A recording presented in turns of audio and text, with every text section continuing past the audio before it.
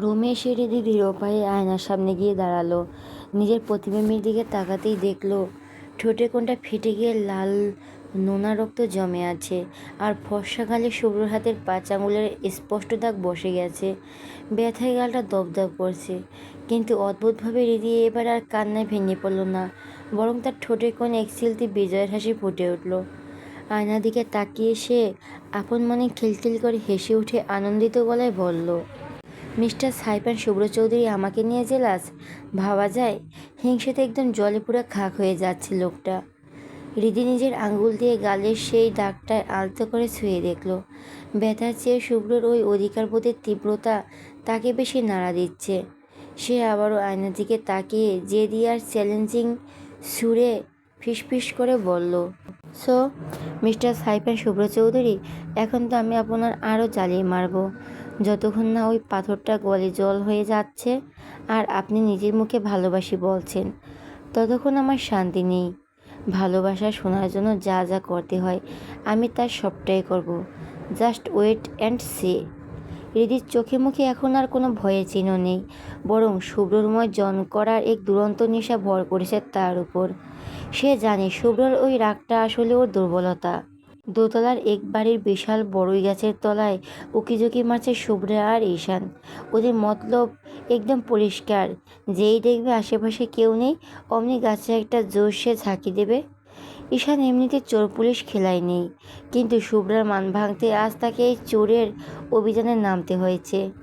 অনেক বছর পর ঈশান বড়ই চুরি করতে এসেছে। তার বুকের ভেতরটা যেন ড্রাম পেটাচ্ছে, কিন্তু কপাল খারাপ, বারবার কেউ না কেউ সামনে চলে আসছে। আর অমনি দুজনে দৌড়ে গিয়ে গ্রিলের ওপাশে লুকিয়ে পড়ছে।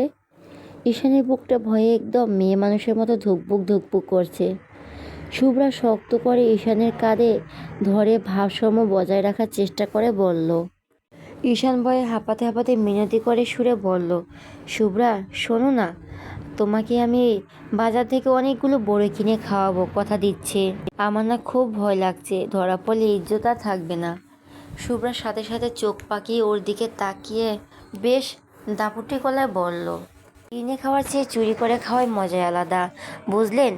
আমি মেয়ে হয়ে একটু ভয় পাচ্ছি না, আর আপনি ছেলে হয়ে কাঁপছেন।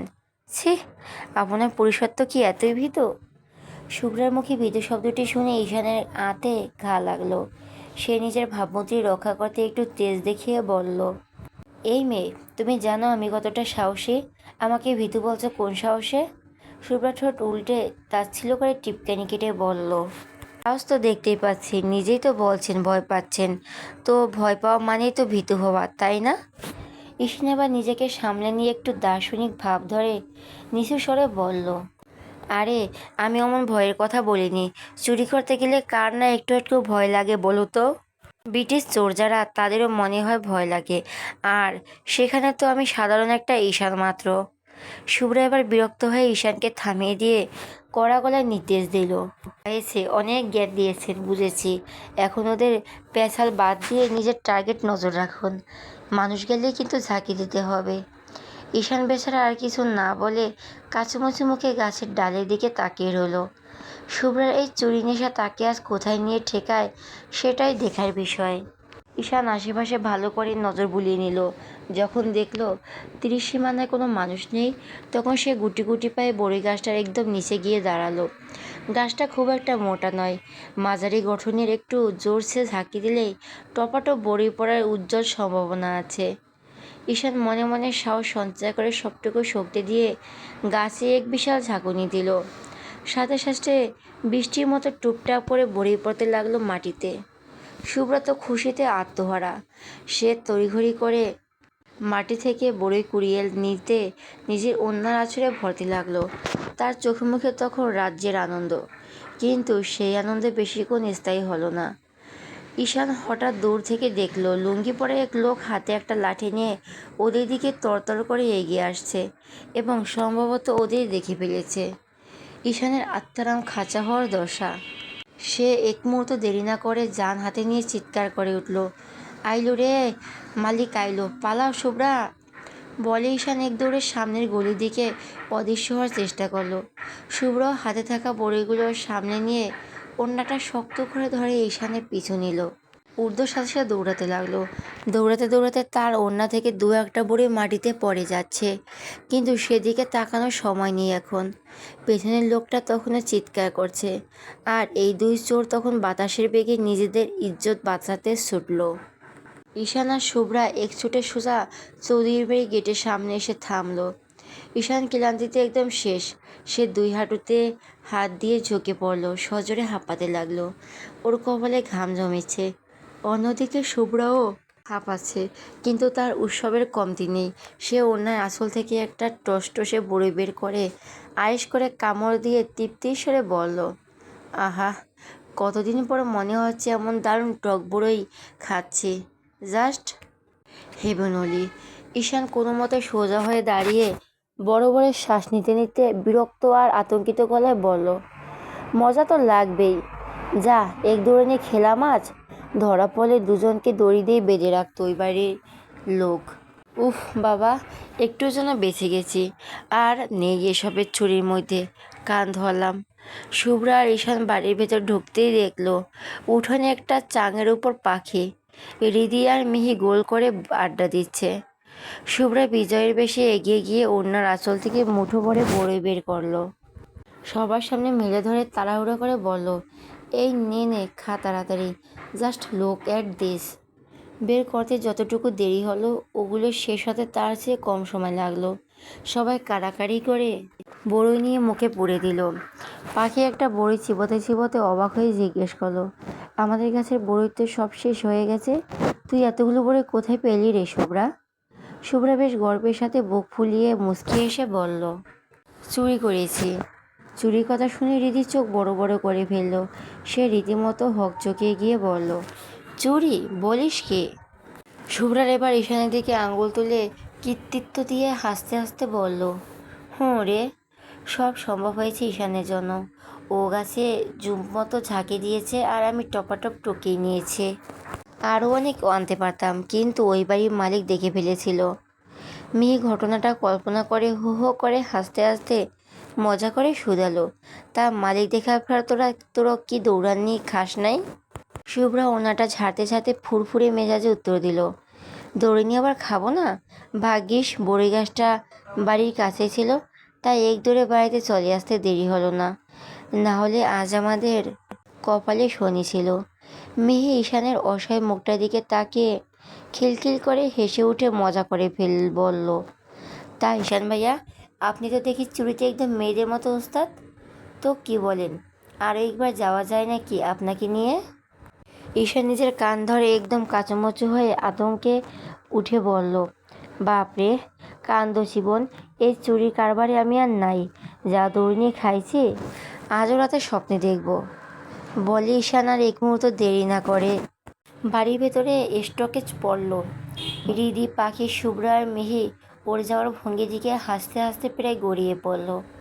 ঈশানের এই ভীতু স্বভাবটা ওদের আড্ডায় নতুন খোরাক হয়ে দাঁড়ালো। ধীরে ধীরে চারপাশ ঝাপসা হয়ে সন্ধ্যা নেমে এলো। গ্রামের সন্ধ্যাটা শহরের চেয়ে একদম আলাদা, এক অদ্ভুত নিস্তব্ধতা আর হিমেল হাওয়া। মিহি, পাখি, রিদি, শুভ্রার সাথে ইমনও ছাদে এলো। সবাই মিলে ছাদের মাঝখানে গোল হয়ে বসে আড্ডা দিতে লাগলো।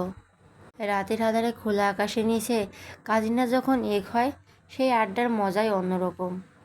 বেশ কিছুক্ষণ পর ফোনে কথা বলতে বলতে ছাদে এলো শুভ্র। ওর পেছন পেছন তুর্য, রিফাত আর ঈশানও এলো। শুভ্র একবার হৃদির দিকে আর চোখে তাকালো, কিন্তু কিছু না বলে একদম ছাদের কিনারায় গিয়ে গভীর মনোযোগে ফোনে কথা বলতে থাকলো।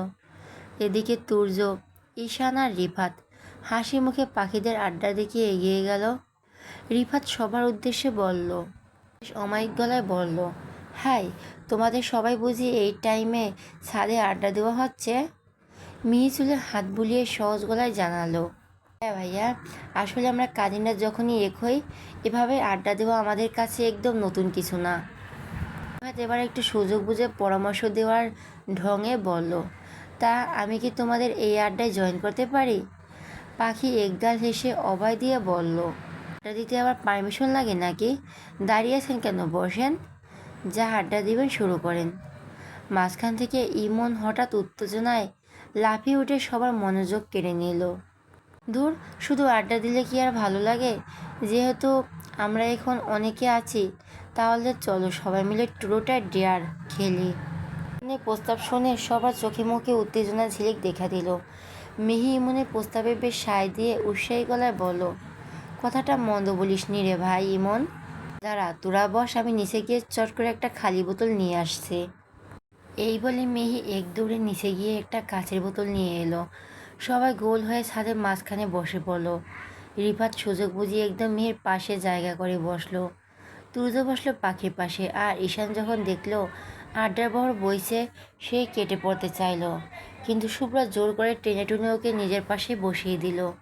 ঠিক সেই মুহূর্তে সিঁড়ি দিয়ে ছাদে উঠে এলো রাসেল। সবাইকে এভাবে গোল করে বসে থাকতে দেখে সে একটু অবাক হয়ে কৌতূহলী গলায় বলল, আরে এখানে কি হচ্ছে? আড্ডা নাকি খেলাধুলার আসর বসিয়েছিস তোরা? রিদি রাসেলের দিকে তাকিয়ে ঠোঁটে কোনো একটা রহস্যময় হাসি ঝুলিয়ে স্বাভাবিক গলায় বলল, জি ভাইয়া, আমার ট্রুথ আর ডেয়ার খেলছি, আপনি চাইলে আমাদের সাথে জয়েন করতে পারেন। রাসেল যেন মেঘ না চাইতে জল পেয়ে গেল। সে এক মুহূর্ত দেরি না করে সোজা রিদির একদম গা ঘেঁষে বসে পড়ল। রিদির ভেতরে তখন প্রচণ্ড বিরক্তি কাজ করছে। রাসেলের শরীরের উৎকট পারফিউমের গন্ধে ওর দম আটকে আসছে, কিন্তু শুভ্রাকে জানানোর জন্য এই হাসিটা ওকে রাখতেই হবে। শুভ্র ফোনের কথা শেষ করে সবার দিকে ফিরতেই ওর চোয়াল শক্ত হয়ে এলো। সবাই গোল হয়ে বসে আছে সেটা বড় কথা না, ওর নজর গিয়ে আটকেছে রিদির ঠিক পাশেরটিতে বসে থাকা রাসেলের ওপর। রিদির এত কাছাকাছি রাসেলকে দেখে শুভ্রর মাথায় যেন রক্ত চড়ে বসলো। মেয়েটা কি পেয়েছে, পেয়ে বসেছে ওকে? ওকে না রাগিয়ে দিলে কি ওর পেটের ভাত হজম হয় না? শুভ্র বড় বড় নিঃশ্বাস ফেলে নিজেকে শান্ত করার ব্যর্থ চেষ্টা করলো। তারপর সবার উদ্দেশ্যে বেশ দমকে সুরে বলে উঠল, কি হচ্ছে এখানে? তোরা সবাই এভাবে রাস্তার পাগলের মতো গোল হয়ে বসে আছিস কেন? কোনো কাজ নেই তোদের? শুভ্রর এমন রুক্ষ মেজাজ দেখে তুর্য একদম দমে না গিয়ে উল্টো হাতছানি দিয়ে ডেকে বলল, আরে রাখছিস কেন? খেলা হবে আজ, জমে ক্ষীর হবে, তুইও আয় এখানে বস, সবাই মিলে খেললে দারুণ জমবে। শুভ্র যেন অগ্নিগিরির মতো জ্বলে উঠল। সে কড়া গলায় নির্দেশ দিল, কোনো খেলা টেলা হবে না, ওঠ সবাই এখান থেকে। ইমন এবার একটু সাহস সঞ্চয় করে প্রতিবেদী গলায় বলল, বড়ো, এটা কিন্তু কোনো কাজের কথা বললাম না তুমি। আমরা সবাই কত আশা নিয়ে খেলতে বসলাম, আর তুমি বলছো খেলা হবে না? এমনিতেই তোমাকে ভয় পেলেও এই মুহূর্তে তোমার এই অন্যায় করা আমরা কেউ শুনবো না। ইমনের সাথে বাকিরা একমত হয়ে মাথা নাড়ল। শুভ্র বুঝতে পারল এই মুহূর্তে ওদের গায়ের জোরে সরানো যাবে না। সে একটা কুটির বুদ্ধি আঁটল। সে ধীর পায়ে হাঁটতে হাঁটতে ঠিক রিদির পেছনে গিয়ে দাঁড়ালো। দুই হাতের ট্রাউজারে পকেট ঢুকিয়ে বেশ ভাব নিয়ে সবার উদ্দেশ্যে বলল, ঠিক আছে তোরা খেয়াল, আমি এখানে দাঁড়িয়ে দেখি। রিফাত এবার শুভ্রকে জোড়াজুড়ি করে বলল, তুই দাঁড়িয়ে থাকবি কেন? আয় আমাদের সাথে বস, সারাক্ষণ তো কাজ নিয়ে ব্যস্ত থাকিস, একটু সবার সাথে খেললেও তো ভালো লাগবে। রিফাতের কথা শুনে শুভ্র এক্সেলতে বাঁকা আসলো। রিদি তখনও রাসেলের পাশে আয়েশ করে বসেছিল। শুভ্র সুযোগ বুঝে নিজের পায়ের আঙ্গুল দিয়ে রিদির পেছনের দিকে আলতো করে সুড়সুড়ি দিয়ে দিল। রিদি আচমকা এই স্পর্শে কামড় দেওয়া পোকা ভেবে আতকে চিৎকার করে দাঁড়িয়ে পড়ল। পোকা পোকা, এখানে নির্ঘাত কোনো বিষাক্ত পোকা আছে। রিদি ভয় পেয়ে লাফিয়ে একটু সরে যেতেই শুভ্র সুযোগ বুঝে ধপাস করে ঠিক রিদির খালি হওয়া জায়গাটাতে বসে পড়ল। অর্থাৎ এখন শুভ্র বসেছে রাসেলের ঠিক পাশে, আর রিদি মাঝখান থেকে ছিটকে গেছে। রিদি হাঁ করে শুভ্র দিকে তাকিয়ে থেকে অবাক হয়ে জিজ্ঞেস করলো, কি হলো, আপনি আমার জায়গায় এসে বসলেন কেন? উঠুন বলছি, এটা আমার জায়গা ছিল। শুভ্র একদম উদাসীন ভাব ধরে নির্বিকার গলায় বলল, এটাই তোর জায়গা? এটা কোনো দলিলে লেখা আছে শুনি? আমি জায়গা খালি পেয়েছে তাই বসে পড়েছি। শুভ্রের এমন ভাবসাব দেখে রিদি ওর দিকে একদম কটমট করে তাকালো। কিন্তু অবাক কাণ্ড, শুভ্র রেগে যাওয়ার বদলে রিদির চোখের দিকে তাকিয়ে হঠাৎ একটা বাঁকা হাসি দিয়ে চোখ মারল। রিদি যেন বিদ্যুৎ স্পষ্ট হলো। সে ঝটপট অন্যদিকে মুখ ঘুরিয়ে নিল। লোকটার সাথে কথা বলায় বৃথা। সব সময় এমন অদ্ভুত আচরণ কেন করে কে জানে। শুভ্রা পাশ থেকে রিদির হাত টেনে নিজের পাশে জায়গা করে বসালো। থাক, চেঁচামেচি করতে হবে না, এবার এখানে এসে বস। রিদির রাগে দাঁত কিরমির করতে করতে একদম শুরু মুখোমুখি হয়ে বসে পড়ল। আর চোখে তাকিয়ে দেখলো শুভ্র তখন ওর দিকে তাকিয়ে সেই রহস্যময় বাঁকা হাসিটা হাসছে। রিদি এবার নিশ্চিত হলো লোকটা ওকে রাসেলের পাশ থেকে সরানোর জন্য এই কাণ্ডটা করেছে। এদিকে রাসেল একদম অচল হয়ে বসে আছে। ওর পরিকল্পনাগুলো প্রতিবারই শুভ্রর কারণে ভেস্তে যাচ্ছে। অবশেষে খেলা শুরু হলো। ইমন সজোরে বোতলটা ঘোরাতেই সেটা বনবন করে ঘুরে একদম শুভ্রার সামনে গিয়ে স্থির হলো। শুভ্রা কিছুক্ষণ ভেবেচিন্তে সাহস করে ডেয়ার বেছে নিল। সেটা দেখে তুর্য একগাল হেসে শুভ্রাকে চ্যালেঞ্জ ছুড়ে দিয়ে প্রশ্ন করলো, শুভ্রা, তুমি একটা গান গাও, যে গান শুনলে হাসতে হাসতে আমাদের পেটে খিল ধরে যাবে। তবে মনে রেখো গানটা যেন অবশ্যই হাসানোর মতো হয়, কোনো সিরিয়াস গান চলবে না কিন্তু। শুভ্রা বেশ কিছুক্ষণ গম্ভীর মুখে ভাবতে লাগলো কোন গানটা গেলে জুদাসহ হবে। হঠাৎ ওর মাথায় 1 বছরের একটা অদ্ভুত ভাইরাল গান গেঁথে গেল, যেটা ও কদিন ধরে লুপে শুনে এক কলি মুখস্থ করে ফেলেছে। শুভ্রা নিজের গলাটা একটু ঝেড়ে পরিষ্কার করে নিল, তারপর চোখ বন্ধ করে একদম কোনো মাজারের পীরের মতো ভঙ্গিতে গদগদ গলায় সুরটা টেনে টেনে গেয়ে উঠল। শুভ্রা ঝট করে চোখ খুলে দেখলো ছাদের অবস্থা রীতিমতো লেজে গোবরে। শুভ্রা বাদে বাকি সবাই হাসতে হাসতে ছাদের মেঝের উপরে শুয়ে পড়েছে। ইমন তো হাসি চোটে গড়াগড়ি খেতে খেতে একদম ছাদে রেলিংয়ের কাছে চলে গেছে। ওই হেই বাবা চিৎকারটা ইমনই দিয়েছিল। সে এখন নিজের প্যান্টের চেন খামচে ধরে কুঁকড়ে আছে। অবস্থা দেখে মনে হচ্ছে যে কোনো মুহূর্তে মেশিন স্টার্ট হয়ে অঘটন ঘটে যেতে পারে। ইমন অনেক কষ্টে টলমল পায়ে উঠে দাঁড়িয়ে বড় বড় শ্বাস নিতে নিতে বলল, ও দোহাই লাগে, খেলা একটু থামাও, আমি আগে একটু নিচে থেকে আসছি, নাহলে মেশিন যে কোনো টাইমে স্টার্ট হয়ে ইজ্জত পাঞ্চার করে দিবে। এই বলে ইমন এক প্রকার দৌড়ে সিঁড়ি দিয়ে নিচে নেমে গেল। ওর এই দশা দেখে বাকিদের হাসির তোড় আরও বেড়ে গেল। ঈশান তো হাসতে হাসতে প্রায় আধমরা হয়ে গেছে। রিদি দুহাত পেছনে ঠেল দিয়ে বসে হাসতে হাসতে চোখে পানি এনে ফেলেছে। শুধু শুভ্র একদম চুপচাপ নিজের জায়গায় বসে আছে। ও আদৌ হেসেছে কি না কেউ হরফ করে বলতে পারে না। কিছুক্ষণ পর যখন হাসির রোল একটু থিতু হলো, তখন তুর্য শুভ্রার দিকে তাকিয়ে হাঁপাতে হাঁপাতে বলল, বোন রে, মানুষ বলে ঠেলে নাকি শেখে, আর আমি আর জন্মে শিক্ষা পাইলাম, জীবনে আর তোমার কাছে হাসির গান শুনতে চাইব না। আরেকবার শুনলে ইমনের মতো আমাদের অবস্থা হবে, শেষে ছাদ ধুইতে ধুইতে রাত পার হয়ে যাবে। শুভ্রা নিজের জয়ী হওয়া ভঙ্গিতে কাঁধ ঝাঁকিয়ে ঠোঁট উল্টে পড়ল, আমি কি করব, আপনারা হাসির গান শুনতে চেয়েছেন, আমি শুনিয়েছি, ব্যাস, আমার কাছে আমি পারফেক্টলি করছি। কিছুক্ষণের মধ্যে ইমন মেশিন সামনে নিয়ে হাঁপাতে হাঁপাতে ছাদে ফিরে এলো। পরিস্থিতি কিছুটা স্বাভাবিক হতে এবার বোতল ঘোরানোর দায়িত্ব নিল শুভ্রা। বোতলটা বন বন করে ঘুরে সরাসরি গিয়ে থামলো ঈশানীর দিকে মুখ করে। শুভ্রা তো খুশিতে এক লাফে দাঁড়িয়ে চিৎকার করে উঠল, পেয়েছি, এবার আমি ভাইয়াকে প্রশ্ন বা কাজ দেব। ভাইয়া, আপনি কি নেবেন ট্রুথ নাকি ডেয়ার?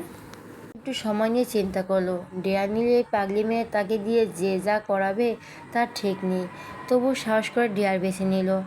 শুভ্রার সাথে সাথে সুযোগ বুঝে ফোন দিয়ে এটে বলল, ঠিক আছে, তাহলে আপনাকে একটা গান গাইতে হবে, তবে যে সে গান নয়, এমন একটা গান গাইবেন যেটা আপনার জীবনের সাথে একদম হুবহু মিলে যায়।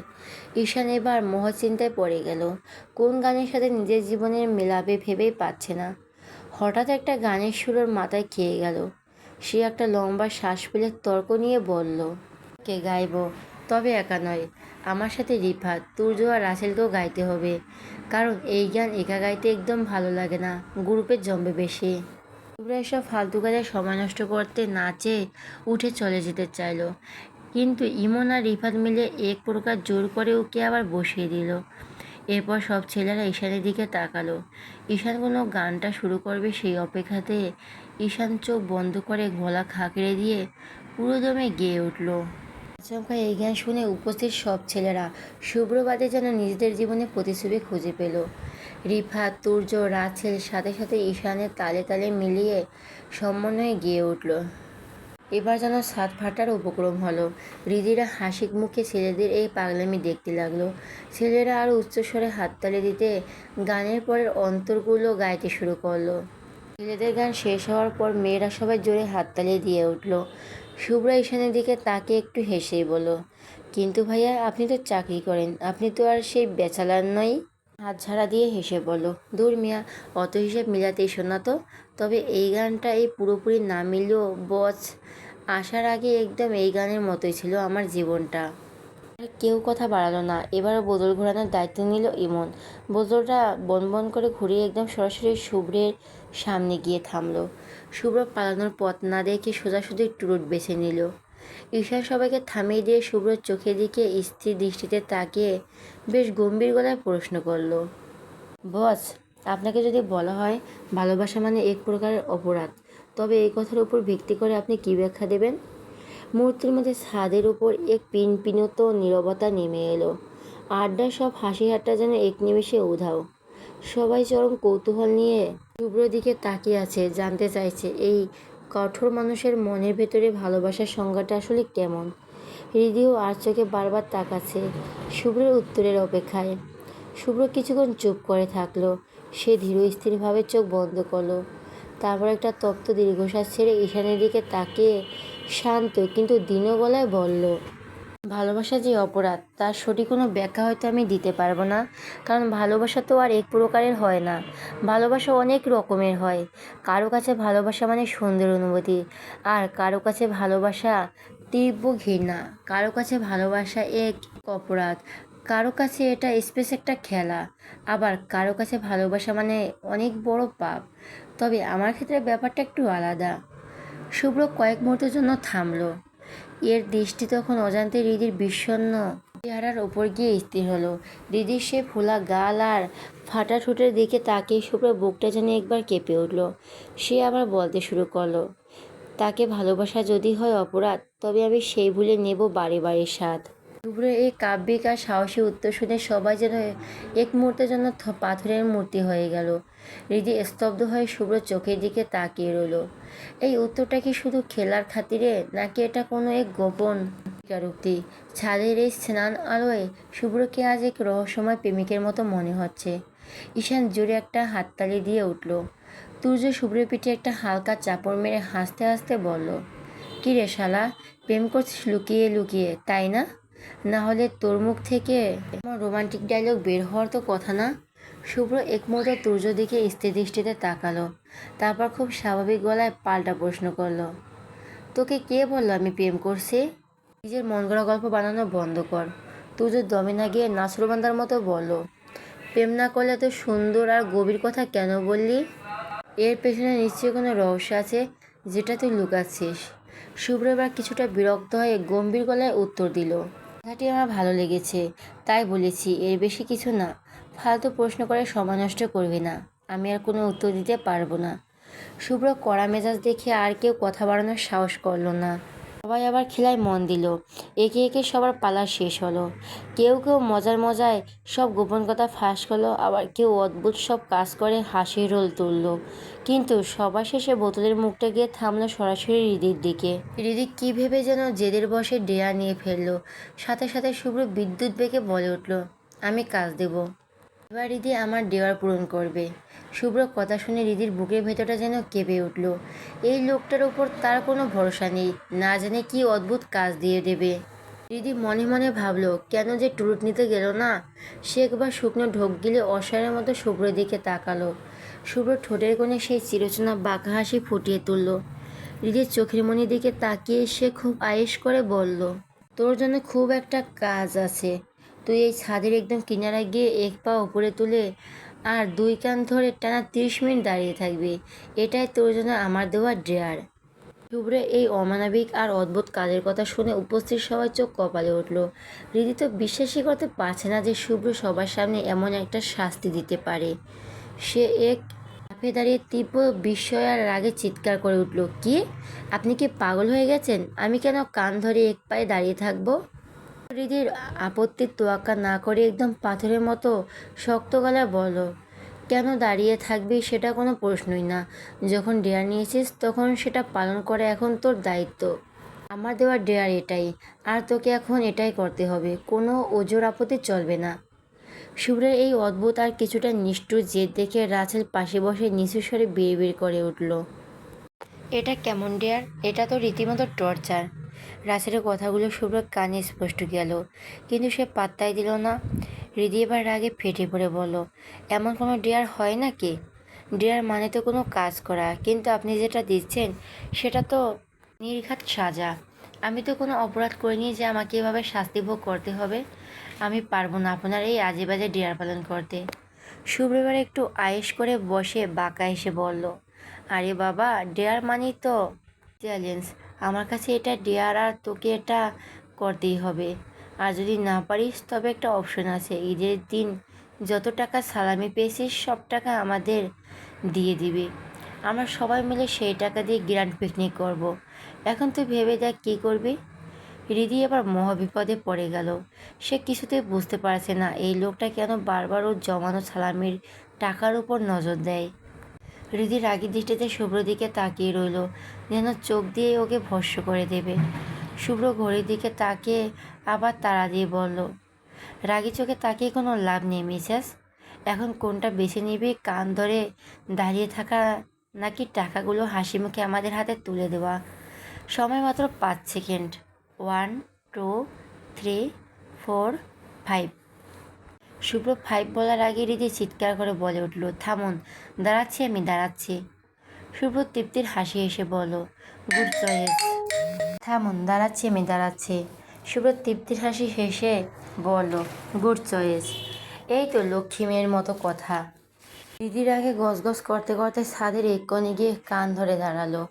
শুভ্র দূর থেকে ওকে লক্ষ্য করে আঙুল উঁচিয়ে আবার শাসন করার সুরে বলল, উফ, শুধু কান ধরলে হবে না, এক পা উপরে তুলতে হবে, জলদি। হৃদির আগে দাঁতে দাঁত চেপে এক পা উপরে তুলে টার সামলাতে সামলাতে দাঁড়িয়ে রইল। ছাদের বাকি সবাই হাঁ করে হৃদির এই দশা দেখছে। রাসেলের মুখ চুন হয়ে গেছে, কিন্তু শুভ্রের মুখে তখন এক পৈশাচিক আনন্দের বাঁকা হাসি। সে যেন হৃদিকে শাসন করার এই সুযোগটা খুব তাড়িয়ে তাড়িয়ে উপভোগ করছে। তাদের ওপর সময় যেন থমকে দাঁড়িয়েছে।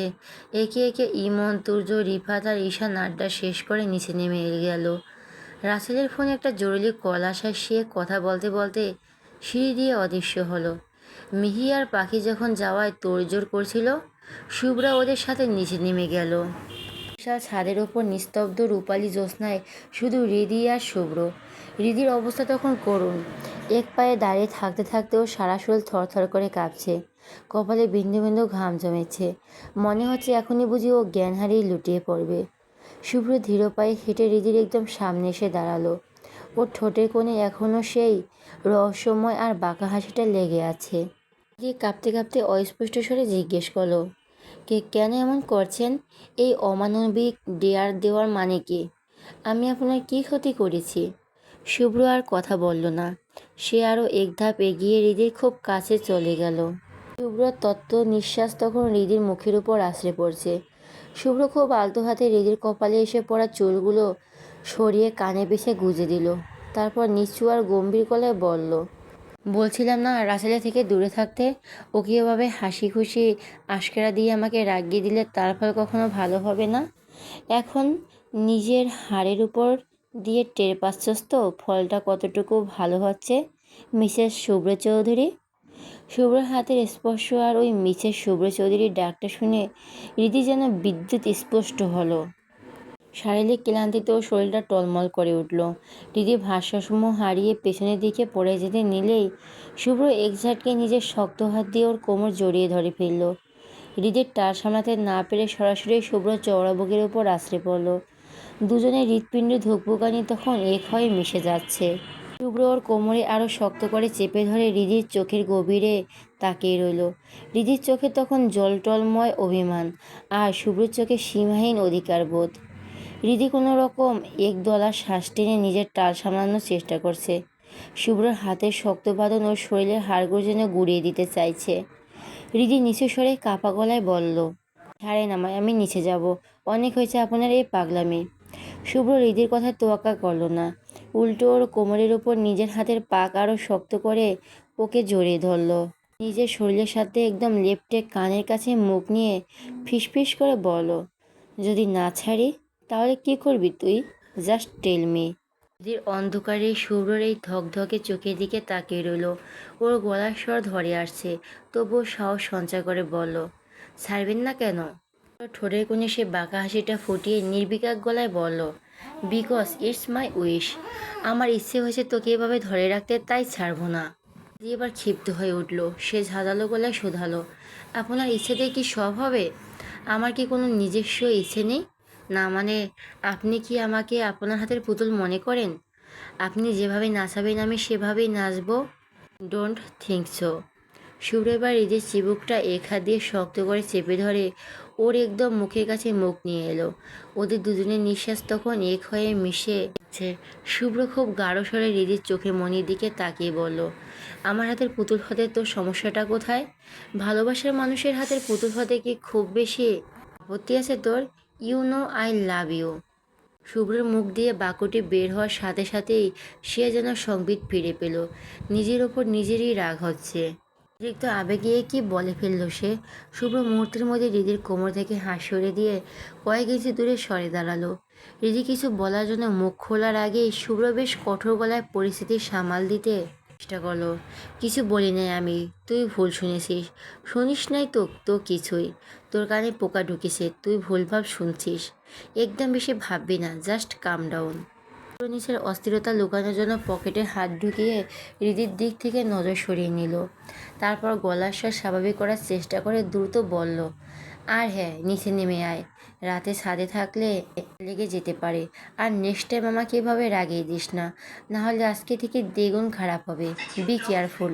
বলে শুভ্র আর এক মুহূর্ত দাঁড়ালো না। গটগট করে সিঁড়ি দিয়ে নিচে নেমে চলে গেল। রাতের নিস্তব্ধতা আধারে রিদি একা ছাদের মাঝখানে মূর্তির মতো দাঁড়িয়ে রইল। তার চোখ মুখ তখন বিস্ময়ের চরম পর্যায়ে। সে নিজের কপালে হাত দিয়ে বিড়বিড় করে বলে উঠল, ওটা কি সত্যি আমাকে লাভ ইউ বললো, নাকি আমি সত্যিই ভুল শুনলাম? সব কথা তো স্পষ্ট শুনলাম, তাহলে এই শব্দগুলো কি ভুল শোনা সম্ভব? It's impossible. আর যতটুকু ধারণা, লোকটা আমাকে আই লাভ ইউই বলেছে। রিদি উত্তেজনায় যেন কুলকিনারা খুঁজে পাচ্ছে না। হঠাৎ ভালোবাসা মানুষের মুখে এমন একটা বাক্য শোনা মাত্রই যে কতটা অবিশ্বাস্য হতে পারে তা রিদি এখন হাড় হাড় টের পাচ্ছে। তার মন বলছে সে ঠিক শুনেছে, কিন্তু শুভ্র তাৎক্ষণিক অস্বীকার তাকে দ্বিধায় ফেলে দিয়েছে। মনের ভেতর এক বিশাল যুদ্ধ মনের ভেতরে এক বিশাল যুদ্ধ শুরু হয়ে গেছে। সত্যি নাকি ভ্রম?